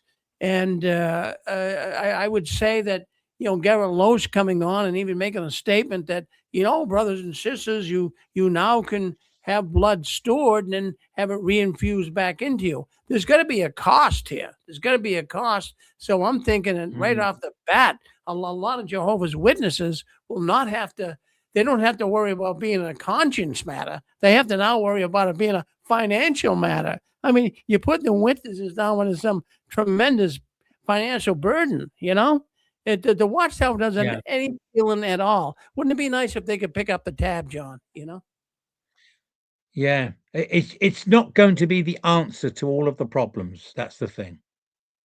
Let's, who do we have coming in here now? Is this Anna? Yes, it is. Hi. Hi, how are you? Hello. I'm good, thank you. How are you, Rick? I'm good, thank you. Good. No, I just wanted to say that I think quite a lot of the people that do die with Jehovah's Witnesses, or at least the most well-known cases, are often pregnant women. And the problem is that once you become pregnant, they won't let you give blood. because pregnant women often lack iron, and so they won't allow you to donate blood, even if you're donating your own blood. They're very, very reluctant to take blood from pregnant women. So unless you're planning to get pregnant, of course you could do it then, but of course blood has an expiry date. So you'd have to keep giving your blood and storing it until, you actually fell pregnant, and then, the blood is there. But it has a quite short expiry date, as you guys all know. So, it would be quite difficult for pregnant women to store, or for women who wanted to get pregnant, to store their blood, because that's quite commonly when JWs die, blood loss to, giving birth and so on. So it would be really difficult in that situation. Yeah. Yeah, I think you've highlighted a situation which we said this edict from the Watchtower Society is not going to help or cover people in every situation. Yeah. So that was a good point, that pregnant ladies are not able to donate blood. Yes, no, because of the iron problems, we lack iron when we're pregnant. We have problems because we're creating iron for 2 people or 3 people in my case. So that's one of the reasons they don't allow pregnant women to donate blood. So whether they let you donate blood for your own pregnancy, if you were pregnant, first of all, they wouldn't do that. But if you were planning to get pregnant, you'd have to keep doing it. They'd have to keep throwing it away until you actually fell pregnant, because you can't give it once you are pregnant, if you follow me. Well, then, thank you very much. So I do follow. Yeah, well, thank you. You're calling in from the UK, are you? Yes, I thought you probably were. Well, thank you for calling in, as we say here in the Six Screens. Really appreciate it. Let's go to 203. 203, you're on with us. Go ahead. 203. Hi, Rick. It's Carol. Hi, Carol. Hi. I was just wondering if, being that their policy has changed, and maybe we'll take two years, maybe 3 years, that they disfellowshipped all the ones that took transfusions. Do you think that they're going to contact these people, invite them back, exonerate them? Do you think possibly good question. Well, John, what do you think? Carol has I've just imagine a situation where last month a Jehovah's Witness thought exactly what they've now said in print, and they thought, you know what, I'm going to donate my own blood. I think that's okay, and that person gets disfellowshipped. I think the Watchtower Society's policy on that is you weren't a faithful Jehovah's Witness at the time. You have to wait for Jehovah's Chariot, as they call it, Jehovah's organization, to change. So if you make a decision based on your own thinking, even if that thinking becomes policy with Jehovah's Witnesses, I think you'll find they'll say, well, you ran ahead of Jehovah's organization, so you're not going to just be suddenly reinstated, and we're not going to say, oh, you were right all along. Well done, thank you. I think you'll stay disfellowshipped until you show repentance. Yeah, that was sort of my thought too, but I was wondering how everybody else thought on this. Really, this whole thing is really a joke. But it's good for those now. But thank you very much. I appreciate it. Thank you, Carol. Now, I got another thought here, John. I got another thought. Now, I know this is far out there, but I'm just wondering what really is really making me think here is why the Watchtower is moving so quick on this. There's got to be a real reason behind it, and a lot of thoughts entered my head. I mean, all kinds of thoughts like, well, the countries are coming down on them. They're going to be losing funding. We got 14 countries right now that have them under the investigation, under the microscope. So I'm thinking that's the main reason. But there's some other thoughts that went through my head. Now, I have to think of all angles. The Watchtower doesn't share everything with us, so we have to be like the CIA. We have to gather intelligence, and I kind of listen to so many things running through my head. But I got thinking, is it possible? Is it possible that perhaps one of the governing body members or one of their wives or a close family member, needs a transfusion? And, are they bending the rules and doing it this quickly, perhaps to save the life of a governing body member? I know that's far out there, and I know that's probably not the answer. But, this Watchtower, really, you can't make sense out of nonsense. And, we've caught them so many times in the past on the 6 screens here, where they would say that even though something doesn't appear logical from a human standpoint, obey the governing body. This doesn't seem logical to me that the organization, the Watchtower organization, pulled this in the last couple of days. I would think, as I said earlier in the broadcast, you're talking here serious lawsuits where I think it could be even more serious than the child sexual abuse problem. Where we're talking death. We're talking people that have died. I know 2 people. A young Jehovah's Witness guy is 29 years old and died. And if he stored some of his own blood today, if he could have done it back then, he'd probably still be with us. And another witness woman I know died because she took a liver transplant and they changed their mind on that. So, we are opening up Pandora's box. This could be monumental lawsuits. It could actually bankrupt the Watchtower, John. Do you think that could happen? Yeah, I think it's going to be a major thing. Just going back to, it was interesting who handled the item, because Mark Sanderson, who was on the governing body, I spent some time with him at a conference in Prague. Mark, I think if I'm remembering this right, Mark was in charge of hospital information services in Canada. So he became a sort of an expert, if you like, with regard to the blood issue. So now on the governing body, whether he's had any sort of influence and given an alternative an opinion, I don't know. But I know that Mark Sanderson knows a lot about this because he was in charge of the Canadian branch. And I do agree with you, Rick, that a lot of the changes that they make, and they tell the congregations it's because of spiritual new light. But often it's because a government is suing them for something or won't give them money for something. There's been lots and lots of changes. The one that I remember affected me, because I've in my time as Jehovah's, I've gave I think 4 baptism talks at conventions, and they changed the questions that they asked the audience. When people get baptized, they ask you to stand and you're given 2 questions. Do you believe in Jehovah God and Jesus Christ? And one of them they introduced said, and God's spirit directed organization. And I thought, well, that's nice, the changing light.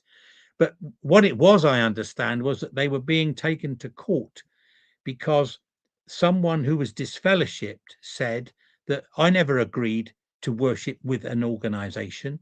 So they put God's organization in the questions so that they could say, well, when you got baptized, you were asked, would you follow the rules of God's organization? So they make out that they change these rules, that for instance, we had what we used to call the book study, the group study. On a midweek, we'd be meeting in people's houses to have a study of a book. Well, there was so much sexual abuse going on in people's houses that they told the brothers and sisters, we're giving you the night off so you can do your own studying. but it was actual fact because of the amount of sexual abuse that was going on, and it was difficult to defend because it was a Watchtower meeting officially in someone's house. So I'm just giving you examples of where they've had to change their belief system or their pattern of belief, not because of new light, but because they were forced to do it because they were being sued or taken to court.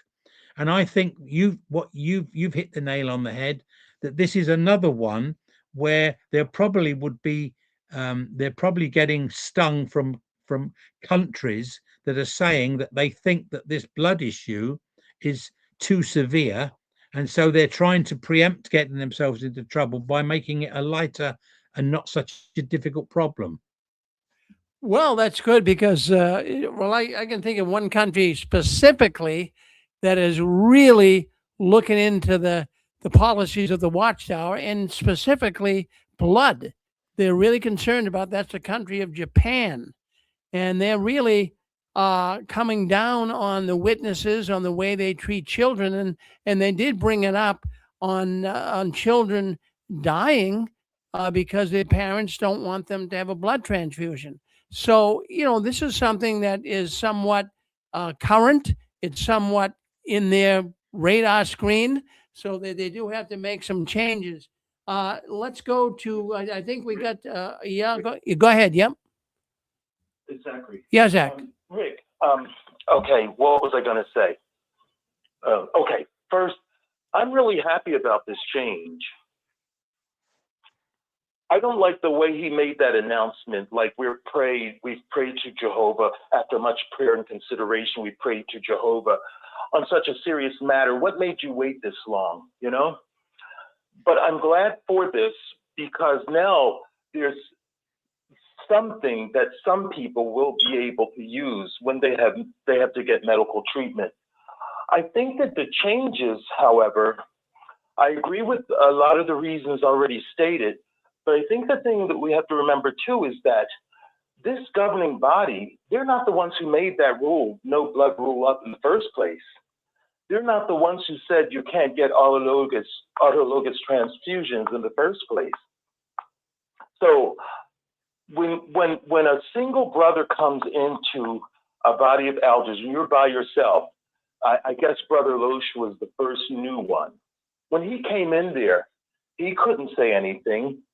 You have to wait until you have enough people to fight with you, to agree with you. Now, at this point, they've got 3 brothers who are brand new. And as none of these brothers were involved in putting this rule on, they may not feel as strongly as those old brothers did, the ones who made the rule up. They may not feel that strongly. They may feel that it's wrong too. And so I think that's part of the changes that you see. You've got new bodies in there, and the tipping point kind of tips the other way now. I think there's a large part of that. I would like to ask Brother John. Yes. John, right? John? Okay. Yeah. Yeah. I really enjoy your answers. What you're saying, everything you say is like I remember it. I have one question to ask about when they made this rule up, and they said not components, but fractions are okay. If I can remember, it was on a service meeting that they had it in Kingdom Ministry. And one of the things that was considered fractions was hemoglobin. And they said that hemoglobin was 33% of red blood cells. So to me, that seemed like a pretty large component. Were there people who asked questions about hemoglobin? Am I wrong about that? From what I remember, it's red cells, white cells, platelets, and plasma were the 4 major components. Now, with hemoglobin, I think that they even were able to freeze dry certain parts of your blood, and when they do that, it's now become a conscience matter.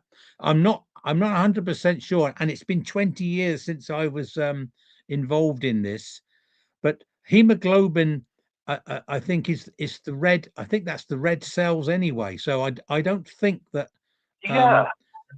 It's the iron content, the oxygen carrying capacity of the red blood cells, and so that's a major component. So I don't think that that they would be allowed hemoglobin unless you could break the hemoglobin up into something a little bit smaller, and then they would say, well, it's up to you then.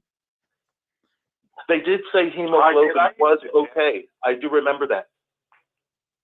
Hemoglobin Right. was okay. They said it was 33% of red blood cells was their statement. But thanks Right. so Well, much. okay. Well, then, if that was the case, and as I say, it's been over 20 years now. If that's the case, then I could see why they would say, well, it's not the red blood cells. We're taking some of that stuff from the red blood cells. And so that's more now a minor component, even though it might be 33%. It's as I remember, that there have been many occasions when brothers and sisters have had some medical actions done to them that we thought were not allowed, and in the locality where they got away with it. So I think it's a little bit like the body of elders today. You know, you can get body of elders, some of them are really on the ball and they won't allow you to do this, they won't allow you to do that. And you get to some congregations and they'll allow certain things that you would think, well, we don't do that normally, but they allow it. And I have found that even with this issue of blood, there have been certain places where certain things have been done, and a brother maybe has had some operation procedure that doesn't look as if it should have been allowed, but it has been allowed, or rather the brother has got away with it. So I think that there's been that occasions. I think I mentioned to Rick in an email I sent him earlier, at one of these conferences that I attended in Prague. I remember a doctor giving a talk because it was all about bloodless surgery.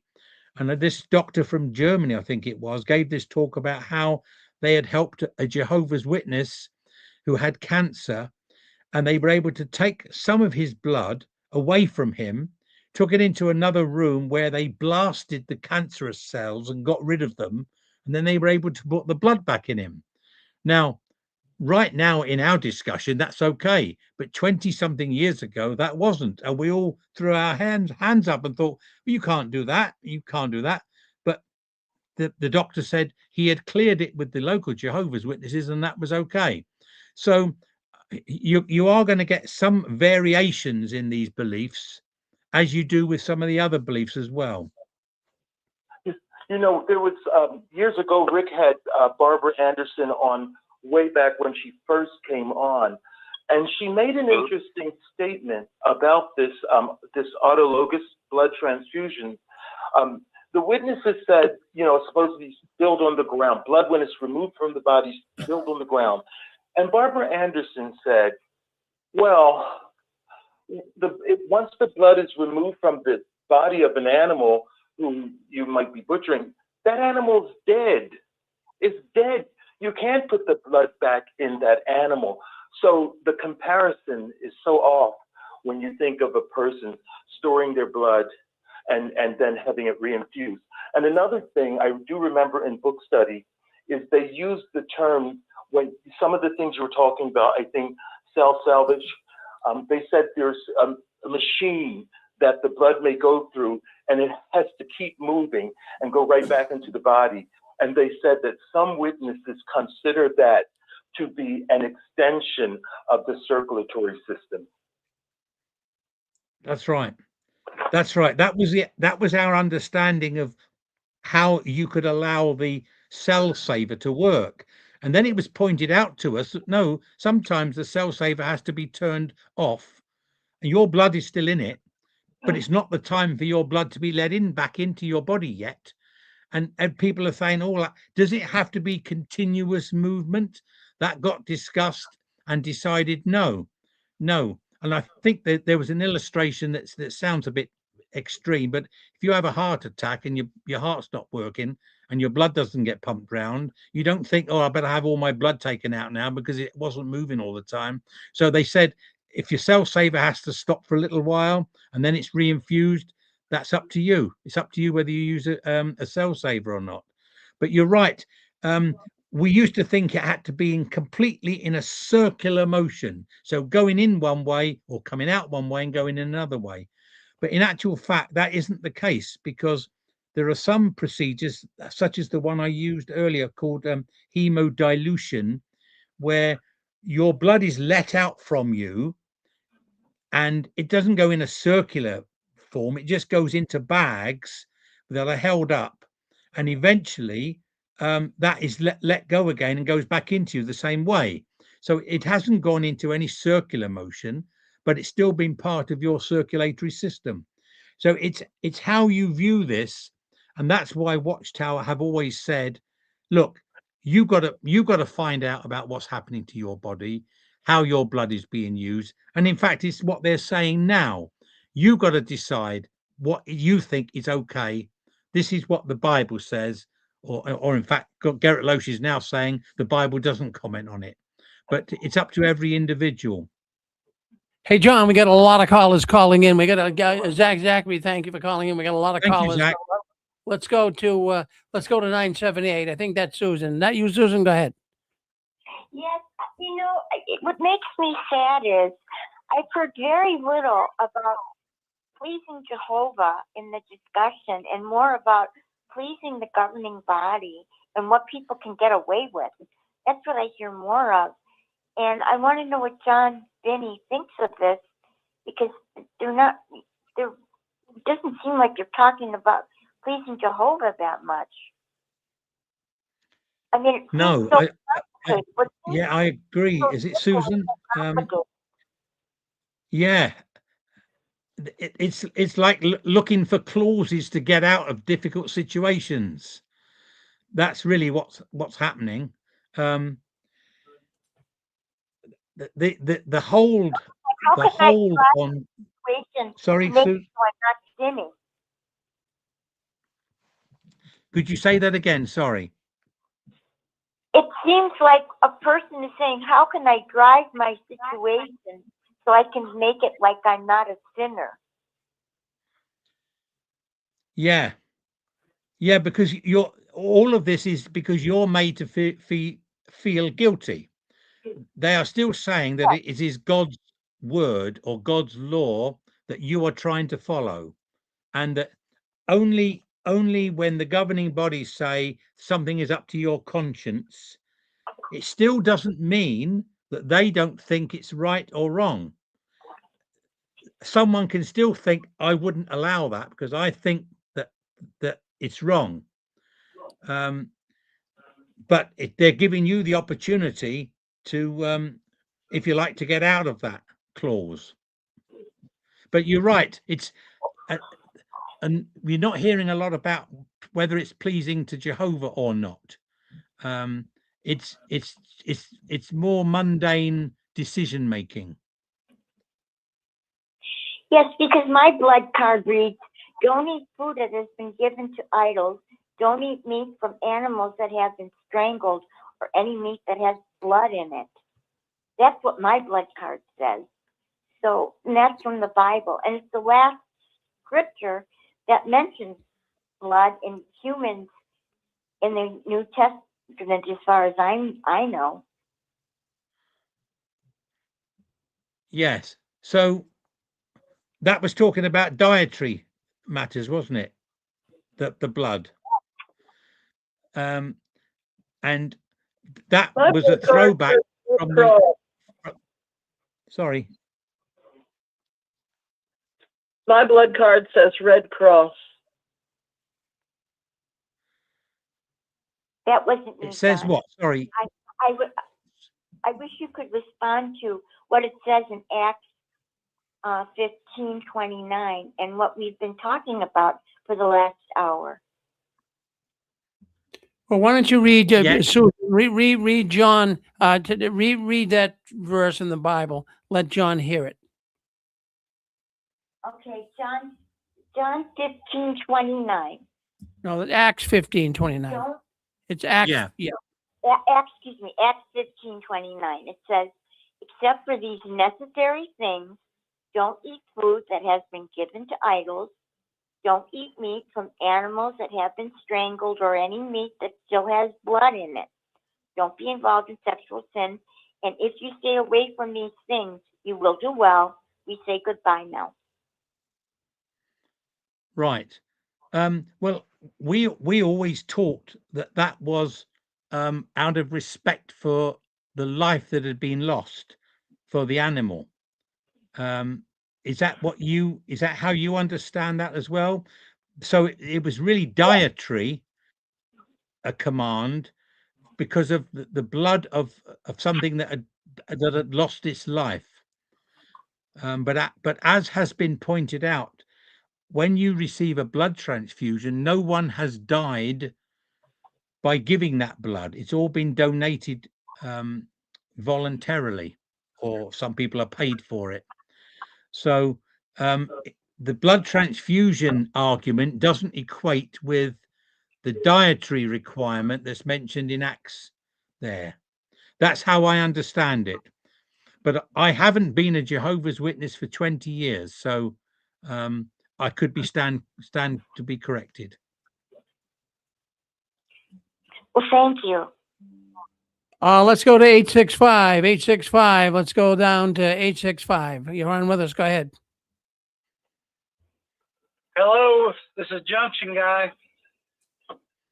What do you have to say, I'm Junction stuck Guy? in traffic in Atlanta. I'm on my speakerphone. I'm stuck in traffic in Atlanta. Can you hear me? We can hear you. Well, what question you have for us tonight, Junction Guy? Well, I just wanted to say something. You mentioned earlier about you thought maybe it was one of the governing body members, and that crossed my mind early on, because I was like, why now? Why are they doing this now? It may be one, it may be two. They're older, and I don't know. It's easy to put rules on 10 million people, but when it affects yourself, it's something different. You know what I'm saying? Oh yeah, no. In fact, it's more meaningful. If you're the king of the kingdom and you can make a rule to keep your life going, you'll do it. You'd give two hoots of beans about everybody else, but you would do it as a king. Yeah. Yeah. The other thing is that we've got new governing body members that have been appointed now, and I always remember being taken round the Bethel by Brother Jack Barr, who was on the governing body, and he took us into the governing body's room, and he said that we meet here at 8 o'clock every Wednesday morning. He said, and we have to discuss new stuff that people bring up. So if a governing body member has this new idea of blood, for instance, he would present it to the governing body, and if he gets a 2/3 majority, it goes into new light. So that was how Brother Jack Barr explained to me how they get things discussed. And it might be that you get half saying one thing and half saying another. Well, that's not good enough. Jehovah hasn't revealed it so correctly. But apparently, if someone can get 2/3 of the governing body to see that needs to be changed, then hey presto, it's new light. Good. Thank you, Junction Guy, for calling in, and take it easy out there. Be very careful traveling. Let's go down to Chicago. 3312. 312. You're on with us. Go ahead. 312. You're on with us. All right. Maybe not. Yes, we can. Yeah. Yes, we can. Yep. This is Stefan. How you doing, Brother Fearing? Good, thank you. I just had a quick question. I know that I've heard a number of witnesses talk about these kinds of changes to the blood doctrine open Watchtower up to lawsuits. And I have to be honest and say, I can't possibly see how a person can take a lawsuit to court about a family member or somebody they knew, whatever the case was, not taking a blood transfusion because their religion said it was wrong and the person died. Nobody puts a gun to your head to make you a Jehovah's Witness. And I'm talking this from the perspective of a court. We know about the pressure you face in family and friends and all that. But from a court standpoint, nobody puts a gun to your head to make you a part of this religion. Nobody put a gun to your head to make you get a blood card and sign it and agree to not have blood. You did that of your own will and accord. Now, let's take away the issue with children. So let's not bring children into this. We're just talking about grown-ups that are making this decision. So my question is, how is it that a lawsuit could be brought against Watchtower because of a blood policy? I just don't understand how you could bring that. Well, I'm not sure either. I think this is one of the things that is we're going to now sit back and look at. I think, as with a lot of laws and cases, they are tried in court, and someone is successful or someone isn't. I think there's enough there for someone to make a case that it was their policy that you must not have blood, and if you had blood, you would be thrown out of that particular religion as not pleasing to God. If that was the policy that you acted under, and you took blood and you died, and then a few years later, your policy is, oh, well, actually, we think now that it's okay for you to decide. I think it needs to be tested. I don't know what the chances are, but I think it will be tested. Well, John, I got a feeling on that. I got a feeling. In fact, Stephan and John, recently on the news, probably a few months back, there was a person that kind of aided in another person committing suicide. They kind of suggested to them that they had to do a certain thing and what have you. And the person committed suicide. And the person that was suggesting this to the person was, from what I recall, sent to prison for this. So, in many ways, the Watchtower is actually having people commit suicide. I mean, really, when you stop and think about it, even though you say, well, it's on their own volition, they follow the Watchtower. But boy, if you could find if you could find a good reason, and I'm sure there's lawyers that could come up with a really good a good situation where the Watchtower could be on the hook here, especially maybe not from the person closest. Well, let me put it this way to you. So your husband died. You were not. The wife was not one of Jehovah's Witnesses. So the husband died, and lost the support for the family. And this was all brought about because of the quacky laws of the Watchtower. I'm sure there's some laws that would give that spouse the reason to go forth with a lawsuit. But I'm not a lawyer, but I don't know. But John, I'm sure there's got to be a way around this, right? I would think so. I just think I don't know, because I'm not a lawyer either, and I'm not very bright. But I know that when someone has died for their beliefs, if it's an honourable thing, I can see your point, sir, that it was their decision. But I, like Rick, I think it could be family members that are not Jehovah's Witnesses that will run with this, or at least go and see a lawyer and talk over the matter. And it will be interesting to see where it leads. Hey, I got to give a gold star to a good friend in Chicago there, because I'll tell you the truth, I never thought of that, but he's got a good point there. He really, really has a darn good point. Well, I tell you what, yeah. Stephan, we're having trouble with your phone. Go ahead, Stephan. We're having trouble with your phone. Go ahead. I don't think that's me, but I'm saying very briefly that I have a family member that's a judge, and I didn't want to bother her today, but I'm gonna and ask her about this. She probably won't know, but maybe there's somebody that in her circle that she could ask to see if they're, because like I said, every time I've ever thought about this, I remember a long time ago, you guys were like, yeah, if they ever get rid of that blood policy, it's going to open them up to so many lawsuits. But I could just never figure out a way of how you're going to present. It's not like a con man where, you know, he sold you a bond and then you find out later that the bond wasn't legitimate, that he didn't even own a company and all of that. Well, that you can take to court, you know, for fraud and all of that. But I just don't know how you bring this, you know, to court. But I'll ask. Hold on. That would be I great. got to step in here. We got a lot of people calling in. Pixie, hold on for a second. We got people, Pixie. The new rule here on the 6 screens is I got to let everyone have a voice here. So we have a person I trying to. was trying to answer Stefan's question. Well, answer in a few seconds. Anonymous, come on. Yeah, according to AI, storing blood that costs a lot of money, and some insurance don't pay that. That is in the United States. Some insurance don't pay that, and storing blood that runs in a lot of money. And about if you're able to sue them, ask AI. Maybe AI gives you information about it. Thank you. Have a good night. Bye. Oh, thank you. Okay, Pixie, come on back now. Answer what you wanted to say to Stefan. Stefan, I did some research. I'm not an attorney, but I did work in a law office with an attorney. And the only loophole I could find was that the snake handling churches in Virginia were closed down by the Supreme Court because people died. So there may be a loophole because people have died from the blood policy.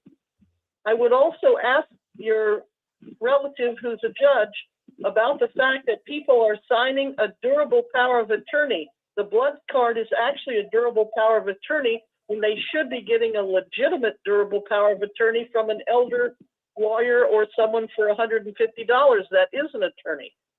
So keep those two things in mind. And that's all I know about that.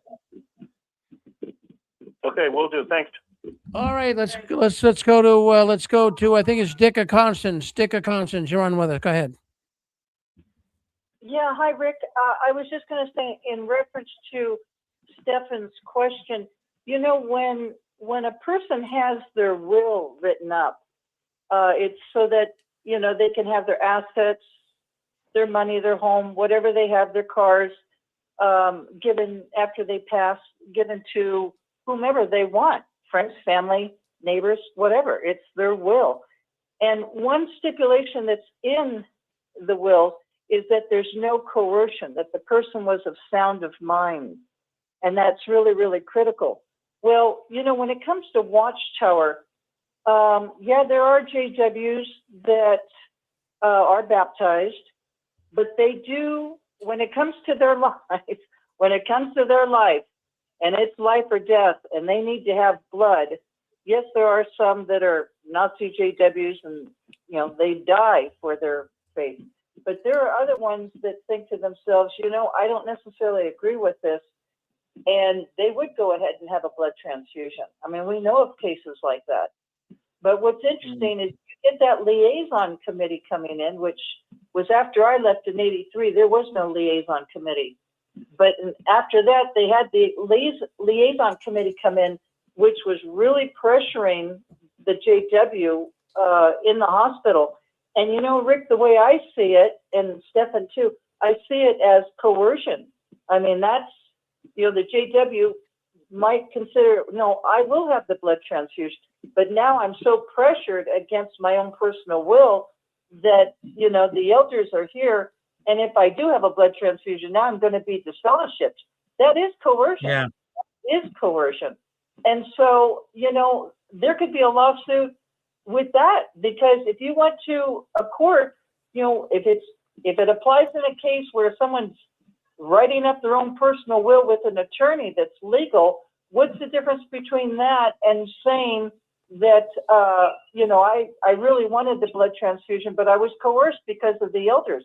I think that definitely could cause some lawsuits among the, you know, and if it's not maybe the particular JW, you know, if Johnny's on here, Johnny Marciano, I hope he would chime in.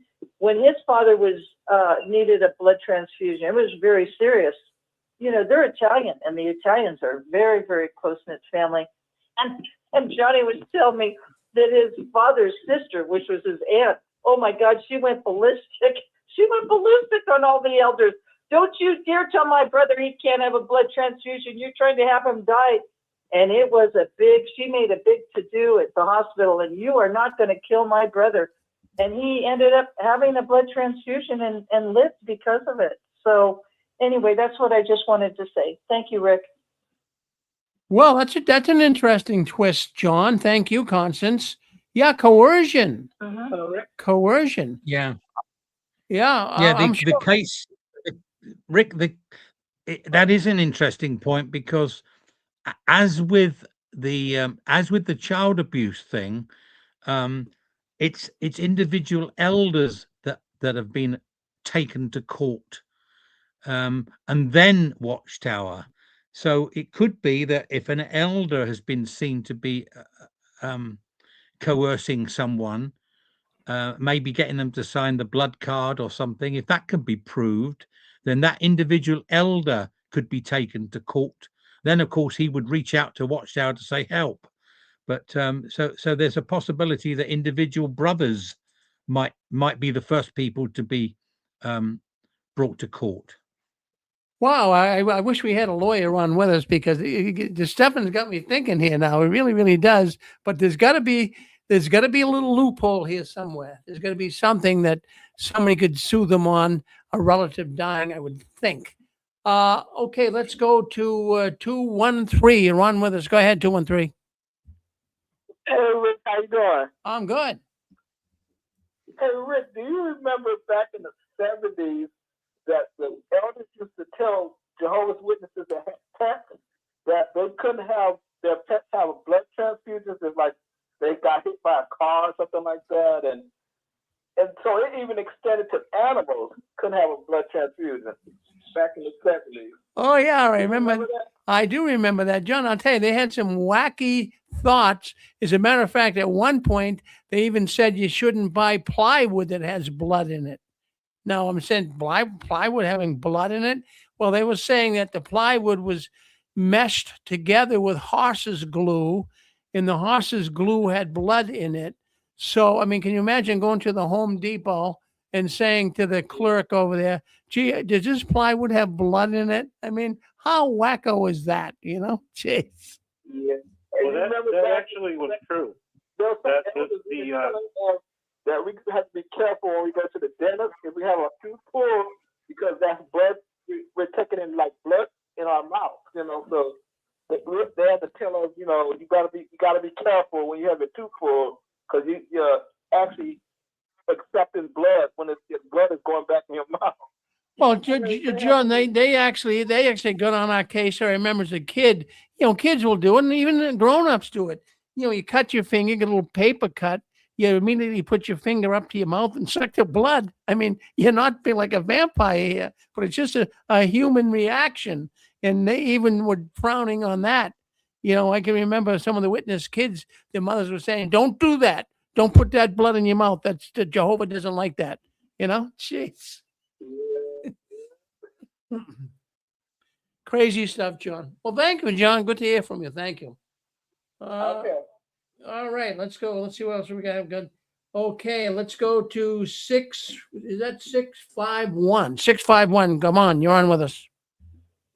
Yeah, Rick, I think I have a good point to make about what the caller said about, you know, Jehovah's Witnesses are not forced. They don't have a gun pointing at their head. They're not forced to not take a blood transfusion. And the question was, well, you know, how could you take the Watchtower to court? You know, well, if you think about this, just think a family of Jehovah's Witnesses, and there's a little child that's born, and his mom and dad's a Jehovah's Witness. So this little child is taught. They're taught the teachings of the Watchtower. They never had a chance to really think for themselves, you know, make their own decision. And then they get baptized at the age of, let's say, 9, 10, 11, or 12, or something like that. So don't you think that would be a good argument? Let's just say this child grows up and has a bad experience with whatever his wife dies or something or whatever. But don't you think that would be a good argument in court that this child was taught this teaching about the blood doctrine? I do. I think that's a wonderful argument. Years ago on our program, we did have a man. His name was Lawrence Hughes, and he was a Jehovah's Witness at the time. His wife was a loyal witness, and Lawrence Hughes' daughter, her name was Brittany, and Brittany needed a blood transfusion. And he, even though he's a witness, he wanted her to have it, and she refused. She didn't want to take it. The mother was putting pressure on it too. So young Brittany died. She died.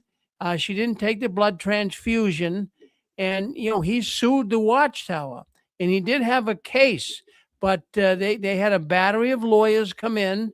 He went bankrupt trying to fight them, but he did have a legitimate case. He was trying to raise money to bring it through the court system, but that's exactly what the Watchtower would do, is they would have a whole battery of lawyers come down on you and make it very, very difficult. But I'm gonna see if we can't get an answer to this question, because that's got me thinking tonight. Stefan's got me thinking. But coercion, what you just mentioned as well, Greg, is also a sensible way to approach this. Yep.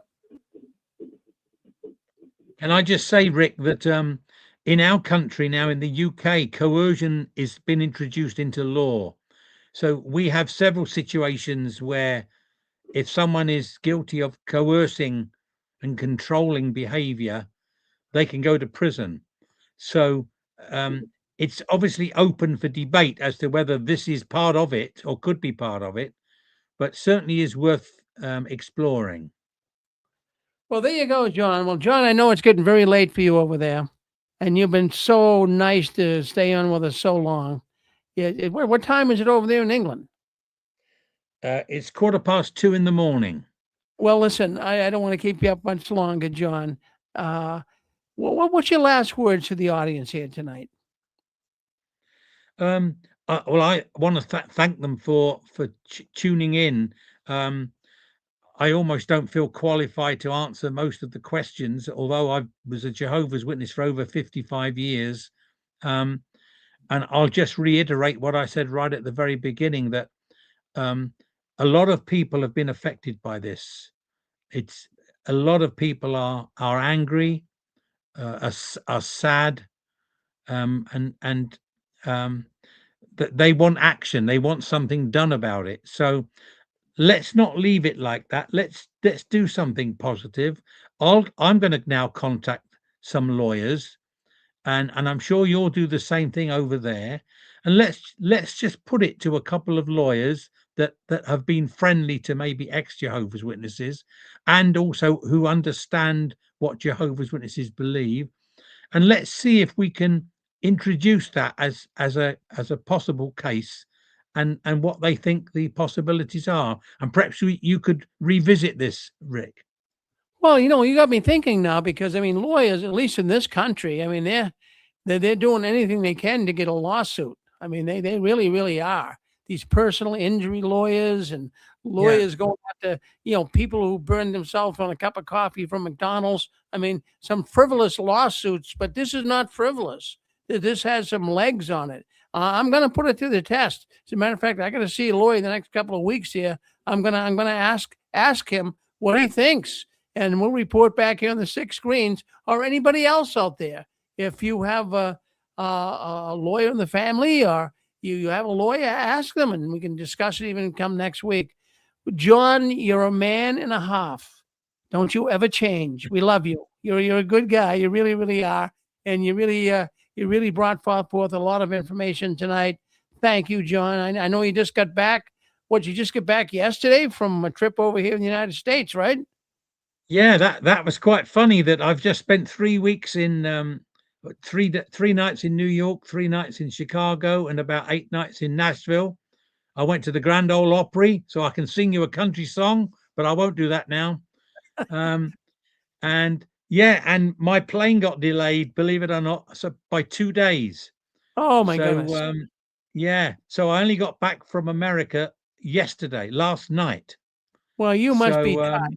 You must be tired. well, yeah, I think I've worked through it now. I think I'm back into USA time now. So, but never mind, I'll get over it. Thank you very much, Rick, and everyone for your attention to these matters. Well, we love having you on, John. I'll be in touch with you and keep waving that flag of victory. And don't you ever change. Thank you, John. Vinny. No, okay. And if we get some answers from any lawyers, Rick, I'll contact you just to let you know what they say this end. And vice versa. Thank you, John. Okay. All right. Well, that was John Vinny. My goodness gracious. What a great guy, huh? And sensible. What a sensible minded man. We are so glad to be able to be friends with John. Friends, I have to tell you, he knows a lot about the blood doctrines of the Watchtower.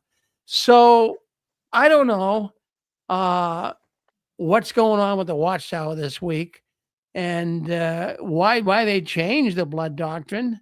I can only believe it's because of legal battles that are going on with them, that they're under investigation in so many states. And I believe due to the legal pressures, and of course, all the information coming across the internet about Jehovah's Witnesses and AI, many people are becoming very aware of the Jehovah's Witness movement. And these people are becoming aware of their blood doctrine, how many people have died. They're coming aware of the rollbacks, the flip-flops. The Watchtower is changing, and they can't hide it anymore. So I'm believing this has got to be more of a legal issue.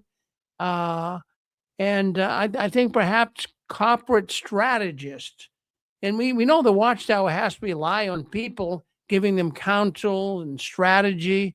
I'm sure they have corporate strategists, and these corporate strategists and legal strategists are telling them they've got to end the blood doctrine. They've got to do it. And they're doing it now, from what we can say. So they have to do this in phases. They just can't, okay, fine, you're going to have a blood transfusion. And they've been doing it in phases, looking at the fraction arrangements. Now you can take your own blood. And so they have to do this in phases so it's not so shocking. But in the meantime, I know they're expecting many current Jehovah's Witnesses to leave. I know the governing body understands this. You cannot come out with a message that shocking and expect the witnesses to all go, oh, that's wonderful. I mean, a lot of them are really brain washed, brain dead, you could say. But many are not just going to accept this as, oh, that's okay. The Watchtowers, as I heard today, one loyal Jehovah's Witness woman said, well, isn't it nice that Jehovah's kind of bending the rules so it's easier for our witnesses? Well, Jehovah doesn't bend rules. I mean, he doesn't. He doesn't bend rules. He has hard, fast rules, and he never had rule that you couldn't take a blood transfusion. But anyways, I want to thank you all for coming on to the Six Screens Telenetwork tonight. Friends, this is where ex-Jehovah's Witnesses come to talk, and they come every Saturday night and every other Sunday. Now, we will have a Sunday program tomorrow. Now, we touch on theology. We don't get into theology on Saturday night. But if you are concerned about Watchtower doctrine, theology, we'll bring up the blood question again tomorrow because that's part of the doctrine. We'll get into it with the scriptures. So if you're really concerned about doctrine and scriptures, you can get your Bible questions answered tomorrow. You can get your doctrinal questions answered. We have a program starting at 1 o'clock. It's called Knowing God After Leaving the Watchtower. And we have two Christian apologists that come on. And we got a number of programs. In fact, Anne-Marie will be back tomorrow with her ex-Jehovah's Witnesses share their story of being in the Watchtower. That's at 2 o'clock. And then we do JW World News Sunday edition. That'll be at 3 o'clock. And then we have a program called The Christian Court. You know, in real Christianity, you can ask questions. You might even get different answers. But in the Watchtower, you can ask a question, but you can't question their answers. And then at 5 o'clock tomorrow, why don't you join us at 5 o'clock tomorrow? Jay Hess. He at one time was associated with the writing department of the Watchtower. He has a program called Jay Hess Making Disciples, and he'll give you answers to your Bible questions. He does it every week, every other week here on the 6 Screens. So why don't you join us tomorrow?